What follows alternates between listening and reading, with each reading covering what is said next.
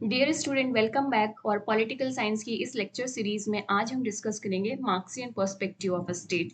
इसके पहले ऑलरेडी हमने आइडियल या liberal perspective of a state हम ऑलरेडी कर चुके हैं। सो सेकंड थ्योरी है ये हमारी स्टेट की थ्योरीज या स्टेट के पर्सपेक्टिव को लेकर।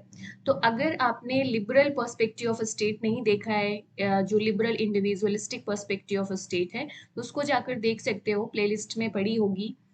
नेक्स्ट आज हम जो डिस्कस कर रहे हैं मार्क्सियन पर्सपेक्टिव ऑफ स्टेट, और इसके बाद हमारे पास बचेगा Gandhian perspective and libertarian perspective of state and socio democratic perspective of state. उसको भी वन बाय वन हम डिस्कस करेंगे। सो मार्क्सियन पर्सपेक्टिव ऑफ स्टेट पे डिटेल में जाने के पहले बेसिक कुछ हम इंफॉर्मेशन समझते हैं, बेसिक कॉन्सेप्ट समझते हैं कि व्हाट इज मार्क्सिज्म एंड जो इनका क्लास स्ट्रगल या क्लास डिवीजन, ये जो भी इनके बेसिक कॉन्सेप्ट थे, थोड़ा हम समझने की कोशिश करेंगे, जो आज हमारे इसके लिए ज़रूरी है। आज हमारा जो मार्क्सियन पर्सपेक्टिव ऑफ स्टेट जो डिस्कशन रहने वाला है, उसको समझने के लिए बेसिक कॉन्सेप्ट समझना ज़रूरी है। डिटेल में नहीं करेंगे, क्योंकि जब मार्क्सिज्म आप कर रहे होगे, मार्क्सिज्म की क्लास में या मार्क्सिज्म की लेक्चर में हम लोग डिटेल में समझेंगे। तो अभी एक बेसिक ओवरव्यू लेते हैं। तो व्हाट इज मार्क्सिज्म बेसिकली? आप मार्क्सिज्म से समझते क्या हैं? तो जब मार्क्सिज्म की बात आती है, तो जनरली क्या होता है, अगर बहुत ही सिंपल टर्म में समझा जाए, तो मार्क्सिज्म में ये है कि देयर आर टू क्लासेस, मतलब क्लास डिवीजन होता है सोसाइटी में। एंड ये हिस्टोरिकली है, राइट? इसके पीछे बाकी जो हिस्टोरिकल मटेरियलिज्म फैक्टर्स काम करते हैं कि there are two classes in society, जिसे वो क्लास डिवीजन कहते हैं। And what are these two classes? One, capitalist class industrial society में, राइट? इंडस्ट्रियल सोसाइटी या कैपिटलिस्ट सोसाइटी में दो क्लासेस हैं, एक हैप्स क्लास, एक haves not class. Haves class जिसे बुर्जुआ बुर्जुआ क्लास कहते हैं, और जो हैप्स नॉट क्लास है, वर्किंग क्लास या प्रोलेटरेट क्लास हो गई। अब ये जो क्लास डिवीजन है, इनके दोनों के अपने अपने इंटरेस्ट हैं, और अपने अपने इंटरेस्ट होने की वजह से ही जो क्लासेस ऑफ इंटरेस्ट होता है, जिसकी वजह से क्लास कॉन्फ्लिक्ट होता है। जब क्लास कॉन्फ्लिक्ट होगा, तो जो जो आपकी क्लास डोमिनेंट होगी, जो क्लास आपकी डोमिनेंट होगी, वो क्या करेगी? कंट्रोल करने की कोशिश करेगी। बट ऑब्वियस है ना, जब जैसे for example if you are two friends, और उसमें जो जो डोमिनेंट होता है वो कंट्रोल करने की कोशिश करते हैं ना, वेरियस मेनी फैक्टर्स। तो इसी तरीके से जो हैप्स क्लास है, जो बुर्जुआ क्लास है, वो क्या है? डोमिनेट करने की कोशिश करेगी हैव्स नॉट क्लास को, जो वीक क्लास है, प्रोलेटरेट क्लास है, with the help of many factors. उसके लिए आप देखेंगे कि वो स्टेट भी बनाएंगे, राइट? और तो जो हैप्स क्लास है, ये एक्सप्लॉइट करती है किसको? वर्किंग क्लास को। कंट्रोल करती है वर्किंग क्लास को, राइट?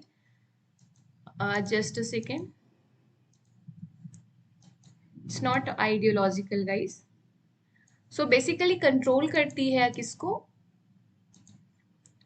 आपके प्रोलेटरेट क्लास को। हो गया ये। इसके बाद आप देखेंगे कि ये जो डिवीजन है, ये जो इम्बैलेंसेस है, जो हमने समझने की कोशिश करी है, तो उसमें देखेंगे कि जो हमने क्लास कॉन्फ्लिक्ट की बात करी, पावर इम्बैलेंसेस की बात करी, इकोनॉमिक और सोशल रिवॉल्यूशन, अब इसका सोल्यूशन क्या है? जो ये सिचुएशन है, मार्क्सिज्म में आप देखेंगे कि इसको ओवरथ्रो करने की कोशिश की जाएगी, इसको अबॉलिश करने की कोशिश की जाएगी, तभी तो आप कम्युनिज्म सोशलिज्म स्टैब्लिश कर पाएंगे। तो ओवरऑल ऑब्जेक्टिव क्या है कि जो ये अनफेयर सिचुएशन है सोसाइटी में, जहाँ पर क्लास डिवीजन है, जहाँ पर क्लास कॉन्फ्लिक्ट है, एक क्लास का एक्सप्लॉइटेशन हो रहा है, तो मार्क्सिज्म में रहेगा कि इस सिचुएशन को क्या किया जाए? एबॉलिश किया जाए। क्यों? तो अब इस सिस्टम को, इस सिचुएशन को अबॉलिश करना है, तो पूरा कैपिटलिस्ट या इंडस्ट्रियल सिस्टम ही अबॉलिश करना पड़ेगा, ओवरथ्रू करना पड़ेगा। और ये कैसे ओवरथ्रू किया जाएगा, कैसे अबॉलिश किया जाएगा? With the help of revolution. और रिवॉल्यूशन के थ्रू क्या होगा? आप बुर्जुआ क्लास या कैपिटलिस्ट क्लास को ओवरथ्रो किया जाएगा, और जो मीन्स ऑफ प्रोडक्शन की ऑनरशिप है, पावर है, वो कौन सी क्लास लेगी? प्रोलेटरेट क्लास लेगी। सोशलिज्म इस्टेब्लिश होगा, फिर इसके बाद क्लासलेस सोसाइटी इस्टेब्लिश होगी, जो कम्युनिज्म होगा। ये कुछ सिचुएशन रहेगी। तो बेसिक अंडरस्टैंडिंग हुई आपको कि व्हाट इज मार्क्सिज्म। फर्दर चलें तो अगर इनका जो स्ट्रक्चर, स्टेट को समझने के पहले एक और कॉन्सेप्ट को समझना जरूरी है इनका, जो है इनका बेस या सुपर स्ट्रक्चर। बेस स्ट्रक्चर या सुपर स्ट्रक्चर जो इन्होंने अपना कॉन्सेप्ट दिया है। तो मार्क्सिज्म में आप देखेंगे कि जो बेस स्ट्रक्चर है, जो बेस स्ट्रक्चर है, ये जो स्ट्रक्चर का डिवीजन है गाइस, ये किस बेसिस पे है? जो relationship of the means of production है उसको लेकर। तो जो बेस है, जो बेस स्ट्रक्चर है, वो कैसा है? इकोनॉमिक इन नेचर है।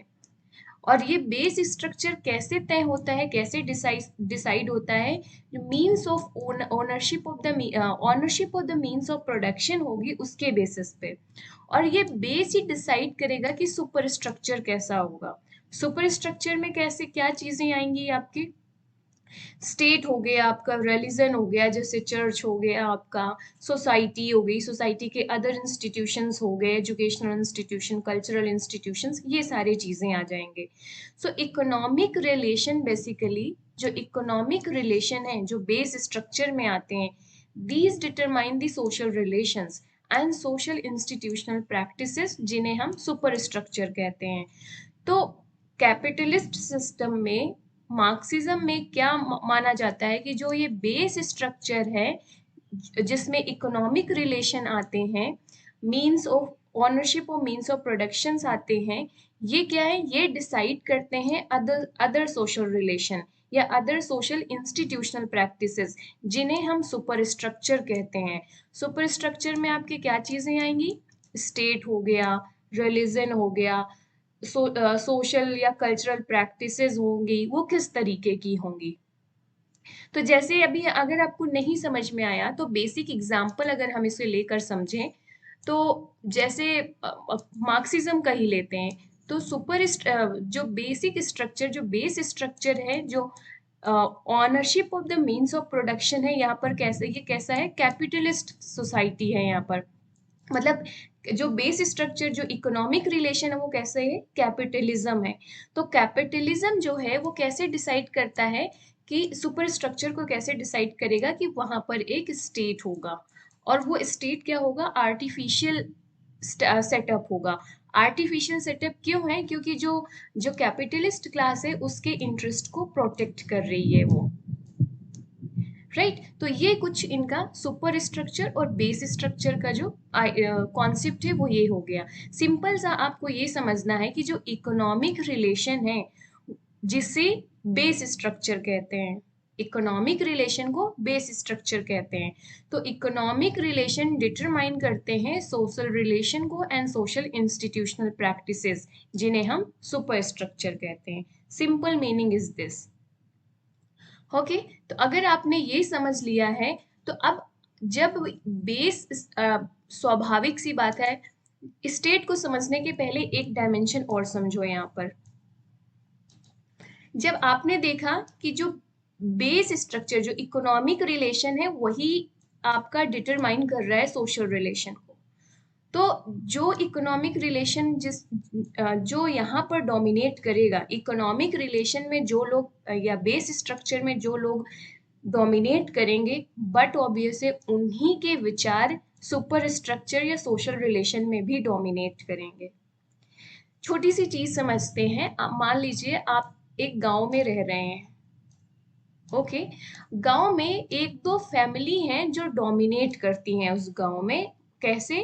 क्योंकि उनके पास पैसे ज्यादा हैं, उनके पास लैंड ज्यादा है, उनके पास मनी ज्यादा है, और उनके पास रिसोर्सेज भी ज्यादा हैं।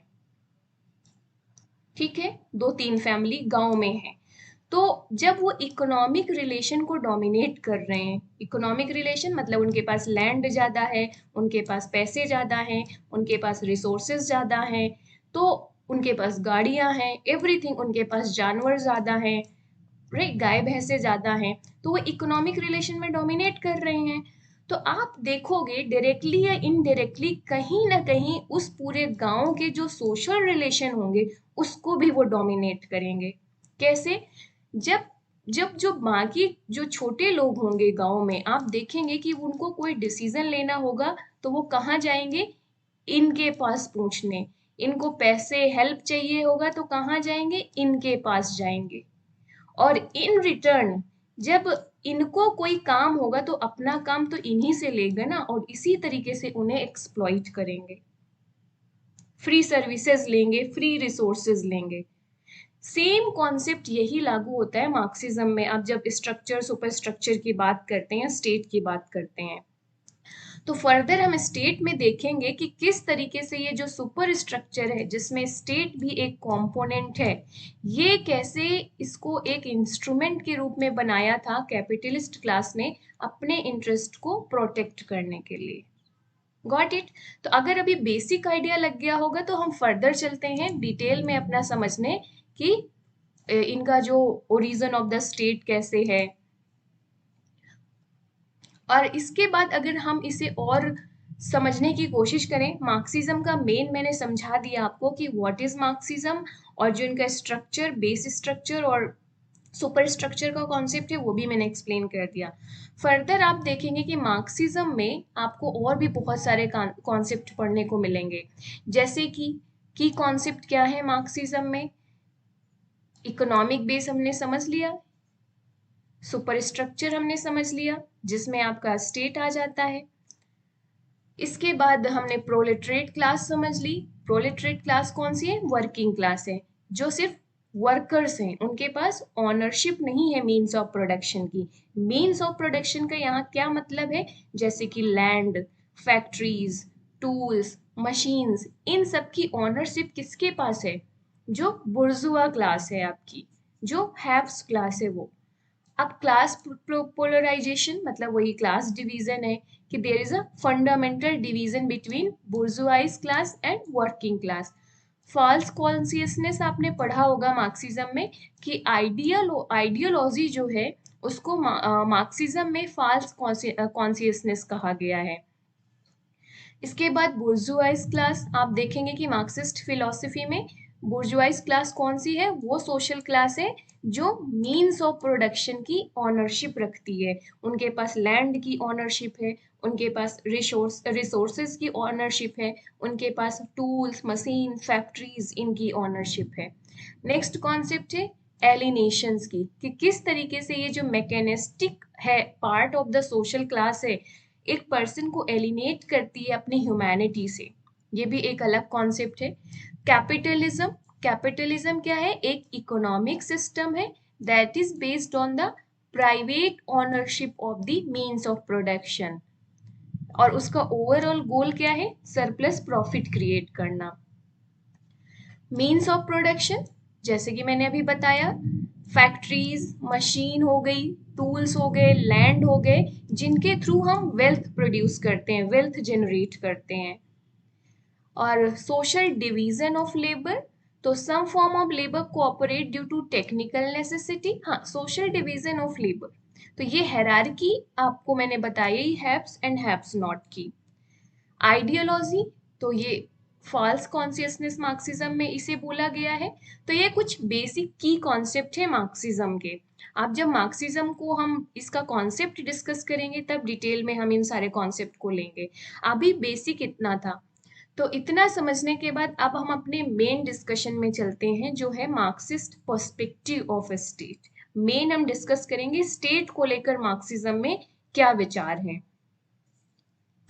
तो इंट्रोडक्शन एक सिंपल सा दे सकते हैं आपकी, Marxist basically theoretical view, Marxism जो आया, जो मार्क्सिस्ट थ्योरेटिकल व्यू है, इसने चैलेंज किया था basic concept of liberal state को।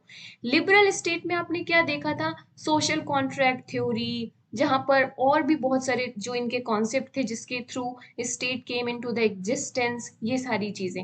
तो Marxist theoretical view basically challenge करता है उन सारे कॉन्सेप्ट को जो लिबरल कॉन्सेप्ट से रिलेटेड है, जो हमने लिबरल पर्सपेक्टिव ऑफ स्टेट पढ़े हैं। लिबरल पर्सपेक्टिव ऑफ स्टेट अगर आपने नहीं देखा है तो उसको प्लेलिस्ट में जाकर पहले देख लो, तभी आपको ये समझ में और अच्छे से आएगा। तो इन्होंने चैलेंज किया जो लिबरल स्टेट, जो इंडिविजुअलिस्टिक स्टेट था, जिसमें हम लेजिस्फेयर की बात की थी कि जो स्टेट है वो क्या है, उसके मिनिमम फंक्शन है, उसका काम क्या है? सिक्योरिटी देना, उसका काम क्या है? लिबर्टी को प्रोटेक्ट करना। सो इंडिविजुअलिस्टिक स्टेट को एज अ मीन्स यूज किया जा रहा था वहां पर to achieve the ends of individual. तो बट यहाँ पर जो मार्क्सिस्ट है वो कहते हैं कि जो लिबरल स्टेट का कॉन्सेप्ट है ये क्या है, कंस्ट्रक्टेड कॉन्सेप्ट है। इसको ये एक पर्टिकुलर जो डोमिनेंट क्लास है या कैपिटलिस्ट क्लास है उसके फेवर के लिए बनाया गया है। तो इन्होंने लिबरल स्टेट के कॉन्सेप्ट को रिजेक्ट किया और उन्होंने एम्फेसाइज किया कि जो ये कॉन्सेप्ट है सब्जुकेट करता है मेजॉरिटी मेन ऑफ सोसाइटी को टू अकम्प्लिश इट्स ऑब्जेक्टिव्स। कहते हैं कि जो लिबरल स्टेट कहता है कि स्टेट ऐसा होना चाहिए, यह स्टेट का ये कॉन्सेप्ट है, ये बेसिकली क्या है, इनका जो कॉन्सेप्ट है ये जो majority people of the society हैं उनको क्या है, सब्जुकेट करता है, एक्सप्लॉइट करता है, उन पे डोमिनेंस करता है। क्यों डोमिनेंस करते हैं, क्यों एक्सप्लॉइट करते हैं, ताकि वो जो जो जो डोमिनेंट क्लास है जिसको मार्क्सिज्म में बोर्जुआइज क्लास कहा गया है या हैव्स क्लास कहा गया है, वो अपने ऑब्जेक्टिव्स अचीव कर पाए, प्रोटेक्ट कर पाए। सो इट इज, अब फिर वो कहते हैं कि हमें इस तरीके के स्टेट को अबॉलिश करना चाहिए, क्योंकि बिना अबॉलिश किए हम इमेंसिपेशन ऑफ कॉमन मैन नहीं कर पाएंगे।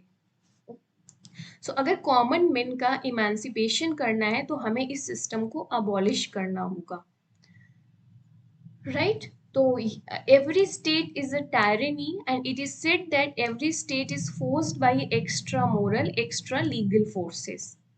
तो ये था कुछ बेसिक से इंट्रोडक्शन। अब अगर ओरिजिन की बात की जाए मार्क्सिज्म में, तो ओरिजिन को समझने के लिए गाइस एक छोटा सा चीज समझते हैं।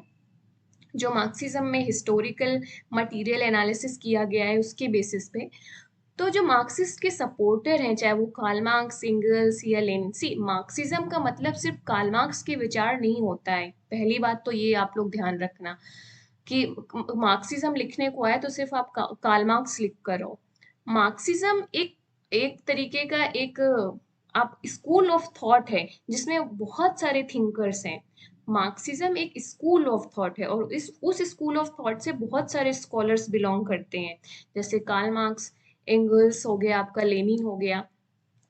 तो they had no faith on the social contract theory as their origin of the state. मैंने पहले ही बताया कि किस तरीके से मार्क्सिस्ट हैं, वो लिबरल पर्सपेक्टिव ऑफ स्टेट को रिजेक्ट करते हैं।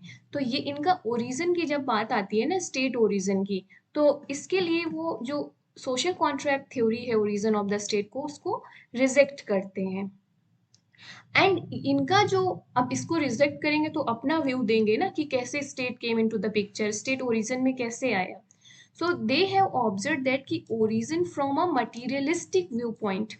तो स्टेट ओरिजिन में कैसे आता है, इनके इकोनॉमिक फैक्टर की वजह से आता है। मटीरियलिस्टिक व्यू पॉइंट इन्होंने दिया कि जो state came into the picture या ओरिजिन, इसका इन्होंने मटीरियलिस्टिक व्यू दिया कि कुछ इकोनॉमिक फैक्टर्स थे जिसकी वजह से state came into the origin, state came into the picture। अब वो मटेरियल कंडीशन या इकोनॉमिक कंडीशंस क्या थी, प्राइवेट प्रॉपर्टी। तो ये इसको जो मार्क्सिज्म है वो इस जो ओरिजिन ऑफ द स्टेट को समझाने के लिए अपना एक और इम्पोर्टेंट कॉन्सेप्ट देते हैं। उन्होंने जो डेवलपमेंट ऑफ द सोसाइटी है कई सारे स्टेजेस में हुई है, कई सारे फेजेस में हुई है। तो मार्क्सिज्म में आप देखेंगे कि development of the society has been divided into various stages. First stage कहते हैं कि क्या थी, old communist social system. Old communist social system पहली स्टेज थी और यहाँ पर इसकी कैरेक्टरिस्टिक क्या है कि यहाँ पर कोई स्टेट नहीं था, क्योंकि यहाँ पर प्राइवेट प्रॉपर्टी नहीं थी। तो स्टेट का ओरिजिन के लिए जो मार्क्सिज्म में प्राइवेट प्रॉपर्टी को या इकोनॉमिक फैक्टर्स को, इकोनॉमिक कंडीशंस को सबसे बड़ा कारण माना गया है कि स्टेट ओरिजिन में इकोनॉमिक फैक्टर्स की वजह से आया। तो जो ओल्ड कम्युनिस्ट जो सोशल सिस्टम था, जो सबसे पहले हुआ करता था जब कभी ह्यूमन सिविलाइजेशन शुरू हुआ होगा, जब ह्यूमन सिविलाइजेशन शुरू हुआ होगा उस समय कोई प्राइवेट प्रॉपर्टी नहीं हुआ करती थी ना। सभी कोई जंगलों से फ्रूट कलेक्ट कर रहा है, एनिमल्स को अपना वो भोजन बना रहे हैं, तो सब कॉमन ऑनरशिप थी सबकी। कोई भी जंगल में जाके फ्रूट्स कलेक्ट कर सकता था, कोई भी जाकर हंटिंग कर सकता था और एनिमल्स को ला सकता था। राइट। तो ये थी ओल्ड कम्युनिस्ट सोशल सिस्टम जहां पर कोई प्राइवेट प्रॉपर्टी नहीं थी। फिर वो कहते हैं कि धीरे धीरे जैसे जैसे सिविलाइजेशन सोसाइटी का डेवलपमेंट होता है, private property came into the picture. मतलब कुछ दो लोगों ने एक एक एक जो पीस ऑफ लैंड है उसको इन सर्कल करके कहा होगा कि this is my land, this is my forest, this is my resource. तब से क्या आया होगा, प्राइवेट प्रॉपर्टी का कॉन्सेप्ट जनरेट हुआ। तो इस स्टेज में जहां पर प्राइवेट प्रॉपर्टी का कॉन्सेप्ट आया, यहाँ पर टू क्लासेस बन गई। यहाँ इसके साथ साथ ही टू क्लासेस भी आई, एक जो उस प्रॉपर्टी के ऑनर थे और एक जो विदाउट प्रॉपर्टी थे। तो दूसरी स्टेज जो इन्होंने स्लेव सोसाइटी दिया है, तो जो स्लेव्स और मास्टर्स दो क्लासेस हो गई यहाँ पर। तो स्लेव्स क्या हो जाएंगे, ये विदाउट प्रॉपर्टी, जबकि जो मास्टर्स होंगे they are the owner of the property. तो यहां पर भी क्या होगा, मास्टर्स स्लेव्स का एक्सप्लॉइटेशन करेगा। फिर फर्दर जैसे जैसे ह्यूमन सिविलाइजेशन या सोसाइटी का डेवलपमेंट होता है, हम नेक्स्ट स्टेज में मूव करते हैं, और ये होती है फ्यूडल सोसाइटी। फ्यूडल सोसाइटी में भी आप देखेंगे कि प्राइवेट प्रॉपर्टी तो शुरू हो गया यहाँ से। इस सोसाइटी में भी क्या होगा, आपका टू क्लासेस बन जाएंगे, एक जिनके पास प्रॉपर्टी की ऑनरशिप होगी, दूसरे और जिनके पास प्रॉपर्टी नहीं होगी। और ऑनर ऑफ द प्रॉपर्टी क्या करेंगे, एक्सप्लॉइट करेंगे अदर क्लास को। फिर फर्दर जैसे जैसे डेवलपमेंट ऑफ द सोसाइटी होता है, नेक्स्ट स्टेज में इंडस्ट्रियल सोसाइटी डेवलप होती है।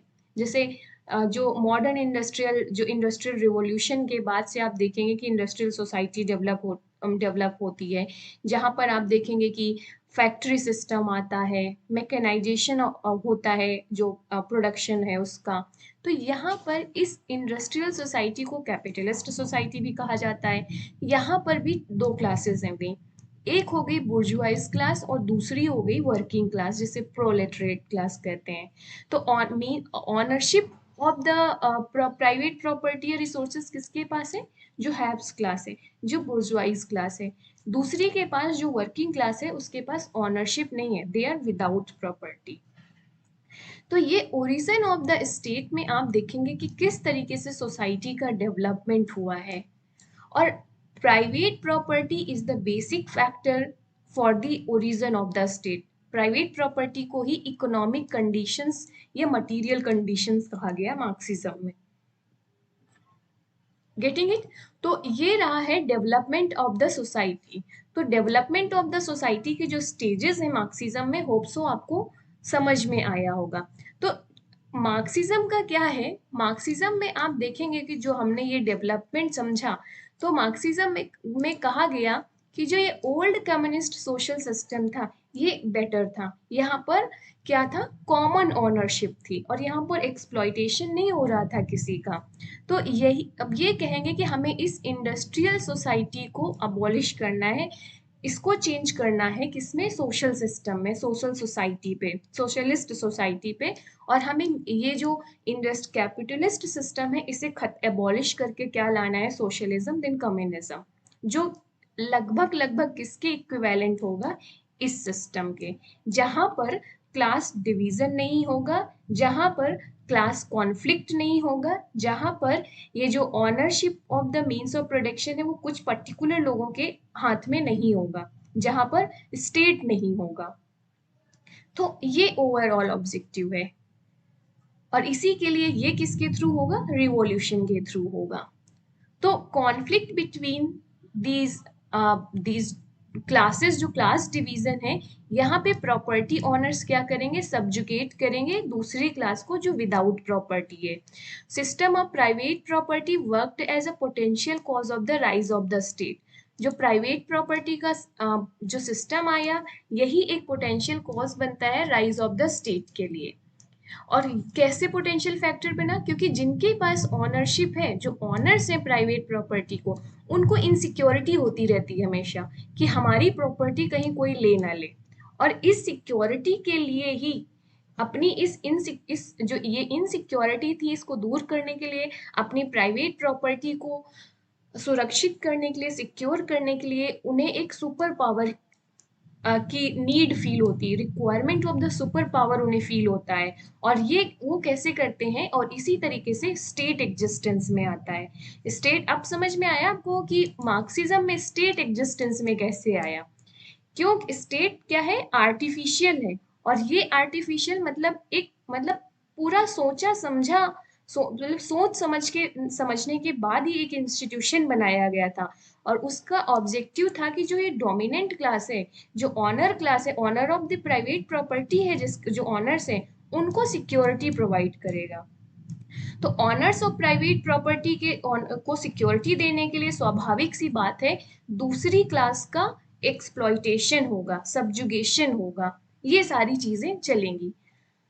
तो private honours formed a force, जो हमने अभी बात करी, जो प्राइवेट प्रॉपर्टी ऑनर्स हैं उन्होंने एक फोर्स बनाया with in the society, and this force ultimately assumed the status of state, and this is how state came into the picture। कि जो प्रॉपर्टी ऑनर थे उन्होंने एक सोसाइटी में फोर्स क्रिएट किया।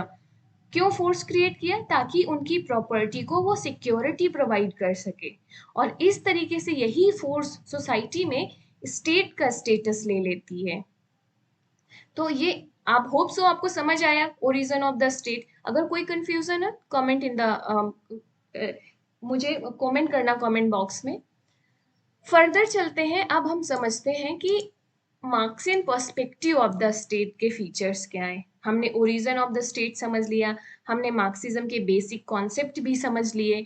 अब हम जो अपना ओरिजिनल डिस्कशन है कि Marxian perspective of the state, जो मार्क्सिस्ट हैं वो स्टेट को कैसे देखते हैं। फिर से मैं एक बार आपको कहूंगी कि जो मार्क्सिस्ट हैं या मार्क्सियन हम पर्सपेक्टिव पढ़ रहे हैं, इसमें सिर्फ कार्ल मार्क्स नहीं पढ़ रहे हैं हम। मार्क्सिज्म क्या है, एक स्कूल ऑफ थॉट है जिसमें कई सारे स्कॉलर्स हैं। इसे मार्क्सिज्म नाम इसलिए दिया गया है क्योंकि कार्ल मार्क्स के जो ओपिनियन व्यूज है वो डोमिनेंट है, वहीं से शुरुआत हुई, राइट। बट इसका मतलब ये नहीं है कि सिर्फ कार्ल मार्क्स के विचार हैं, यहाँ पर कई सारे स्कॉलर्स हैं। तो Marxian perspective of state has the following major features. What are these features?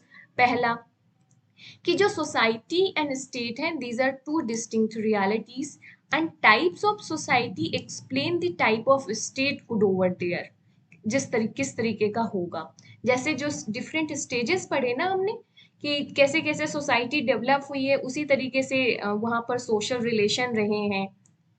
इसके बाद से state is not independent of society, those who make it and they use it, okay।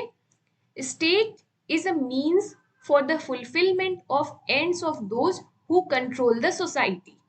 तो स्टेट क्या है, एक मीन्स या इंस्ट्रूमेंट है जो उस क्लास के एंड्स को अचीव करने के लिए यूज किया जाता है जो सोसाइटी में डोमिनेट करती है। जैसे इंडस्ट्रियल सोसाइटी में कौन डोमिनेट कर रहा है?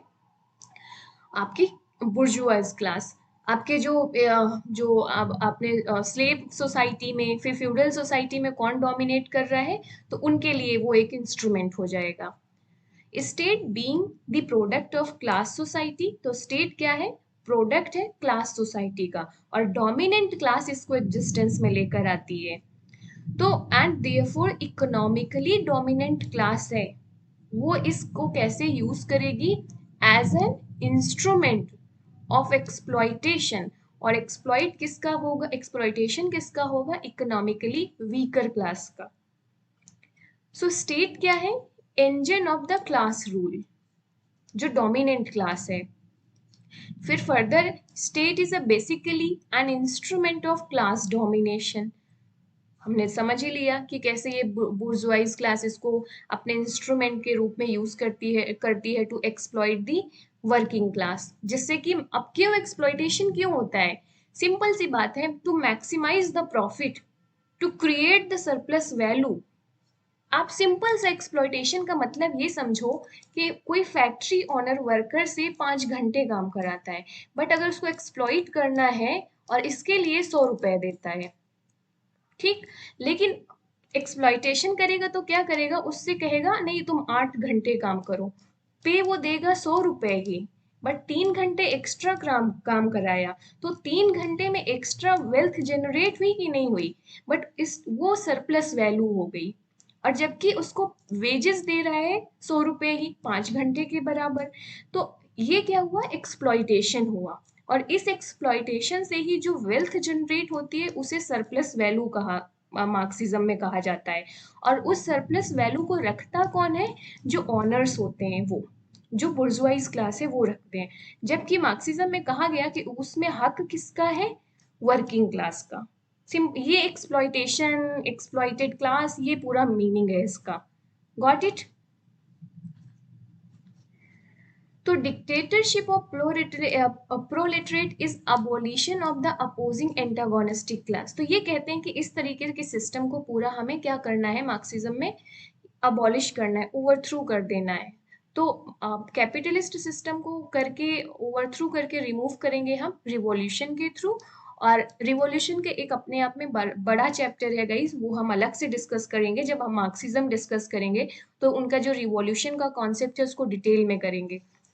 तो ये हो गया। हम्म। तो होप सो स्टेट का पर्सपेक्टिव आपको समझ में आ गया है यहाँ पर। आ, तो यहाँ पर एक और चीज समझते हैं कि जो मार्क्सिस्ट थ्योरी ऑफ स्टेट है, हमने पर्सपेक्टिव देख लिया कि किस तरीके का स्टेट है, ओरिजिन में कैसे आया। Basically they give two models of the Marxist of state. One is instrumentalist model and second is relative autonomy model. तो जो इंस्ट्रूमेंटलिस्ट मॉडल है उसको समझते हैं।